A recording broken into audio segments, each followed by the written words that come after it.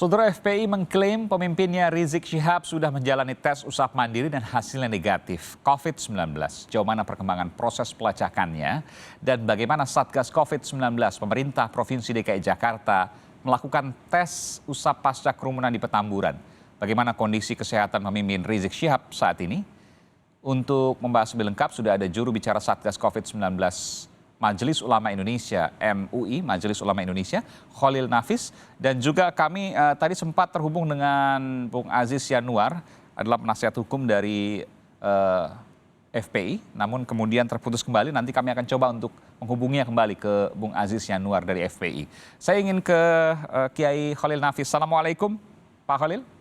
Waalaikumsalam warahmatullahi wabarakatuh. Iya, Pak Khalil, informasi apa yang Anda dapatkan terkait dengan saya harus katakan klaster Petamburan karena ada sejumlah informasi yang kemudian disampaikan oleh Satgas COVID-19, saya bacakan, bahwa ada klaster yang kemudian muncul pasca kegiatan di FPI, saya sebutkan, di Tebet ada 50 kasus positif, di Petamburan 30 kasus, dan di Megamendung terdapat 15 sedang menunggu hasil pemeriksaan.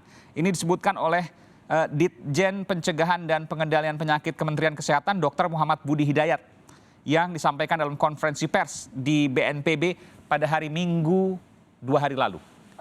Apa yang Anda dapatkan dari informasi ini, Pak Khalil? Ya, saya pikir informasi kan kita sebagaimana dikatakan di pedoman fatwa Majelis Ulama Indonesia berkenaan dengan pandemi COVID-19 itu harus ya mempercayai kita ini kepada informasi yang disampaikan oleh berwenang dan orang yang kompeten. Siapa yang berwenang adalah pemerintah, yang kompeten adalah tenaga medis. Karena tenaga medis pasti di bawah sumpah, sementara yang berwenang adalah bertanggung jawab kepada masyarakat. Oleh karena itu yang saya dengar ada beberapa yang sudah terjangkit, dan di situ juga memang perlu untuk di-stressing ya, di-stressing untuk dikasih tahu di mana tempatnya dan sudah berinteraksi dengan siapa. Kita pun melakukan perjalanan dinas keluar kota itu ada juga tentang jejak kesehatan kita sampai di mana dan kita melakukan interaksi dengan siapa dan sudah nyampe di mana saja. Oleh karena itu ketika memang sudah ada informasi yang kami dengar dari pihak berwajib, pihak berwenang dan juga orang yang kompeten seperti halnya beberapa yang terkena penyakit ini, terkena pandemi ini, maka seharusnya kita mempercayainya. Yang kedua juga kita harus menyadari tentang bagaimana kita jangan sampai membahayakan orang lain. La darara wala dirar. Kita tidak mau dibahayakan oleh orang lain, dan kita juga tidak mau membahayakan orang lain. Artinya apa? Kalau kita terkena pandemi COVID-19, maka kita tidak ingin menularkan kepada orang lain. Misalnya bersamaan, kita juga tidak ingin ditularin oleh orang lain. Saya mendengar bahwa Majelis Ulama Indonesia akan membuat fatwa terkait dengan COVID-19, betul demikian? Nah, kita memang di dalam ini ketepatan saya sudah di arena Musyawarah Nasional Majelis Ulama Indonesia. Di mana ini Pak Khalil? Saya di Hotel Sultan. Di Jakarta ya? Iya, insya Allah besok malam pembukaan. Tetapi kita semuanya ini yang mengikuti Munas ini melakukan tes swab ya. Oke. Ya, saya kemarin pagi, sebagian yang datang dari daerah kita ada juga tes cepat seperti antigen dan semua dilakukan. Artinya untuk melakukan tes swab ini artinya untuk kita melacak tentang pandemi COVID-19 adalah kewajiban kita bersama. Karena kita tidak ingin membahayakan orang lain. Apakah ada fatwa nanti, saya mendengar konfirmasi kepada Pak Khalil. Satu soal vaksin COVID-19. Yang kedua soal tracing, soal tes apakah itu rapid atau swab bagi orang-orang yang mungkin beresiko. Dan itu akan difatwakan oleh MUI. Benarkah demikian? Ya, kita ada beberapa draftnya, ada usulan masalahnya seperti itu. Juga lebih stressing ya. Artinya ada civil stressingnya kepada COVID. Karena kita ada 6 fatwa yang itu terpisah-pisah mulai dari pengurusannya sampai juga berkenaan dengan tenaga medisnya. Nah, kita akan yang lebih baru adalah bagaimana kita mengantisipasinya, termasuk juga soal vaksin ini, termasuk juga dengan kewajiban swabnya ini. Kita akan bahas. Tentunya soal keputusan nunggu setelah hasil Munas insya Allah tanggal 27 nanti. Jadi boleh saya sebutkan misalnya kesimpulan outputnya adalah soal vaksin misalnya halal atau haram nanti ketika misalnya mengandung bahan yang mungkin belum halal misalnya atau tidak halal, lalu kemudian karena sifatnya darurat maka nanti akan ada keputusan. Itu soal vaksin. Kemudian soal swab atau tracing atau rapid test misalnya, nanti akan difatwakan ketika memang ditunjuk ini harus dilakukan tracing, maka yang bersangkutan harus dilakukan tracing, maka kalau tidak dilakukan maka haram hukumnya. Akankah kemudian keluar fatwa seperti itu? Ya tentunya kan itu bagian dari draft. Tidak persis seperti itu, seperti halnya namanya tingkat darurat. Artinya ada usulan?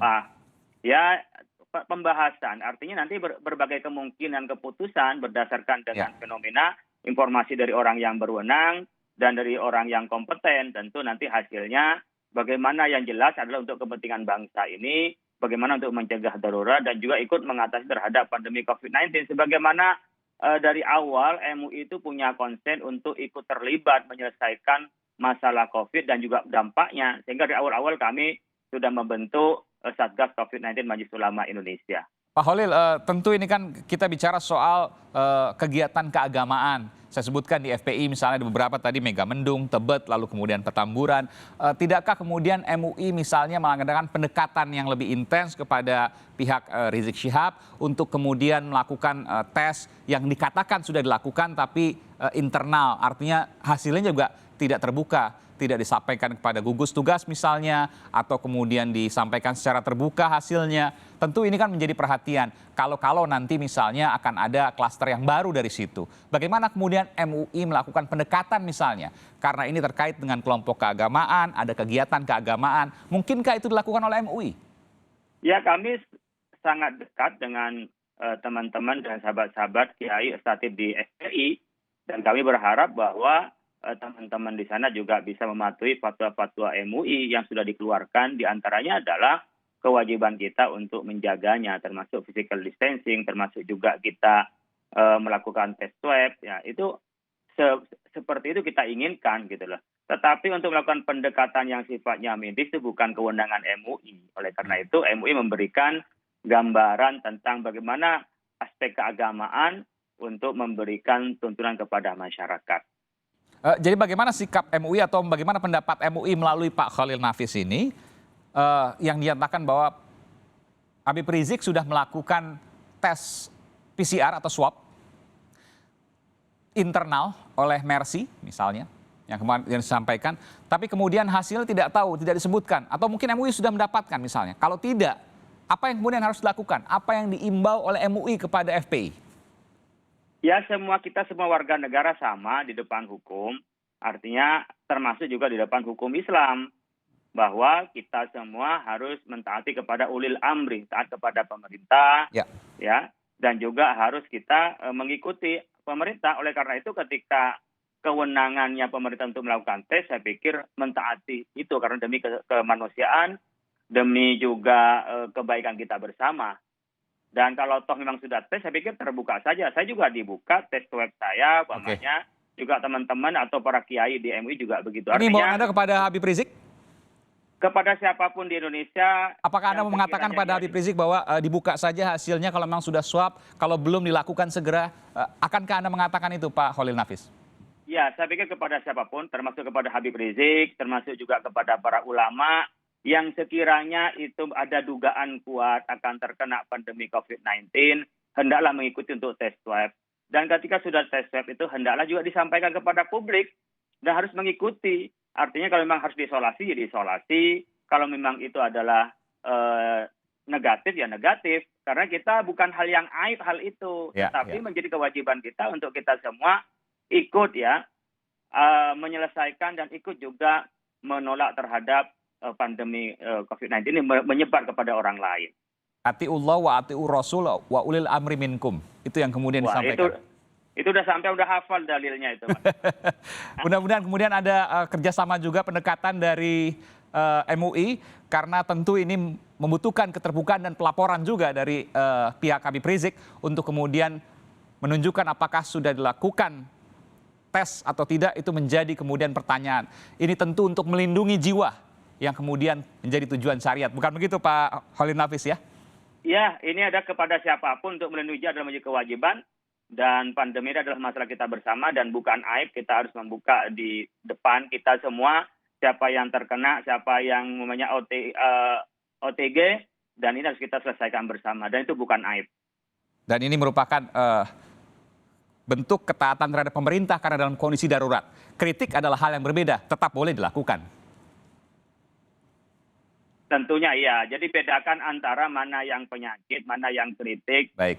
mana yang sifatnya kepentingan umum. Tentu harus bisa membedakan itu. Baik, terima kasih Kiai Khalil Nafis dari Majelis Ulama Indonesia telah memberikan informasi di program Sapa Indonesia Malam. Assalamualaikum warahmatullahi wabarakatuh.